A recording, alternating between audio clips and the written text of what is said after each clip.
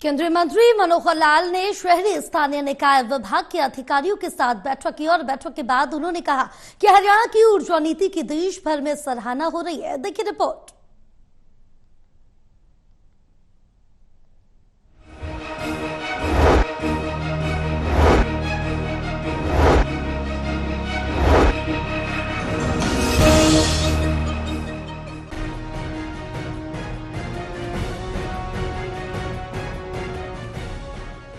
केंद्रीय ऊर्जा और आवासन और शहरी कार्य मंत्री मनोहर लाल ने हरियाणा सिविल सचिवालय चंडीगढ़ में ऊर्जा और शहरी स्थानीय निकाय विभाग के अधिकारियों के साथ बैठक की।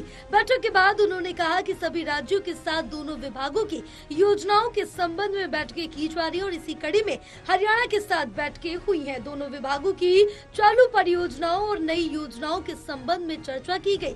उन्होंने कहा कि बैठक के दौरान बिजली की वर्तमान और भविष्य की आवश्यकता, ट्रांसमिशन लाइनों की सुदृढ़ता के लिए RRDS जैसे विभिन्न विषयों पर चर्चा की गई।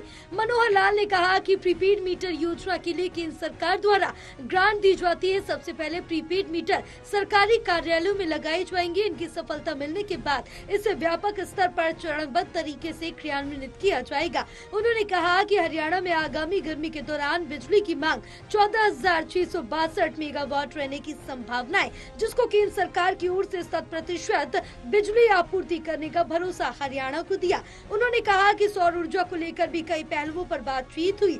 हरियाणा में जमीन आसानी से उपलब्ध नहीं होती, इसलिए रूफटॉप नीति को आगे बढ़ाने पर विचार किया जाएगा।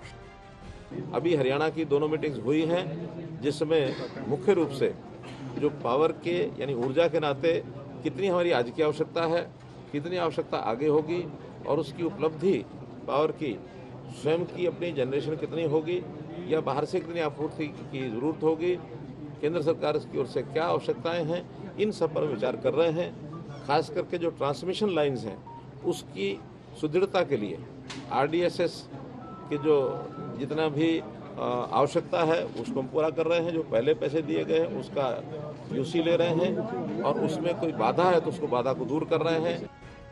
केंद्रीय मंत्री ने बताया कि बैठक में शहरी विकास की योजनाओं पर भी मंथन किया गया। उन्होंने कहा कि प्रधानमंत्री आवास योजना के तहत पहले 1 करोड़ घर प्रदान किए गए थे, अब भी इस योजना के तहत 1 करोड़ घर का लक्ष्य रखा गया।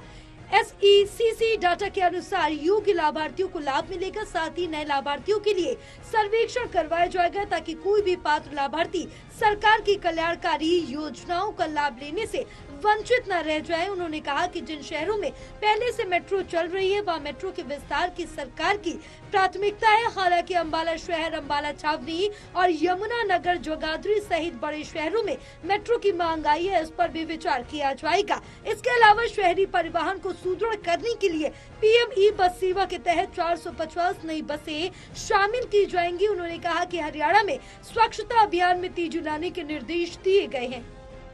जैसे ही मेरे पास केंद्र सरकार के मंत्री के नाते 2 विभागों की जिम्मेवारी आई है, जिसमें ऊर्जा विभाग और आवास एवं शहरी विकास के जो मामले हैं, ये दोनों विभागों की जिम्मेवारी के बाद तय किया है मैंने कि एक राउंड सभी जो देश के प्रदेश हैं बाकी उन सब में एक बार स्वयं जाकर के और जो इश्यूज पुराने चल रहे हैं अथवा कुछ नए विषय जो ध्यान में आते हैं तो रिव्यू मीटिंग्स के लिए लगातार मैं जा रहा हूँ।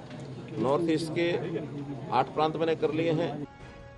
बहरहाल केंद्रीय मंत्री ने कहा कि स्वच्छता को लेकर निरंतर व्यवस्थाएं बनाई जा रही हैं। स्वच्छता के प्रति लोगों में जागरूकता ज्यादा है। डोर टू डोर कचरा एकत्र किया जा रहा। अब लोग गीला और सूखा कचरा को अलग अलग रख रहे हैं। कचरे के निस्तारण के प्लांट लगाए जा रहे हैं। फरीदाबाद में कचरे से चारकोल बनाने के लिए NTPC के साथ MOU किया है।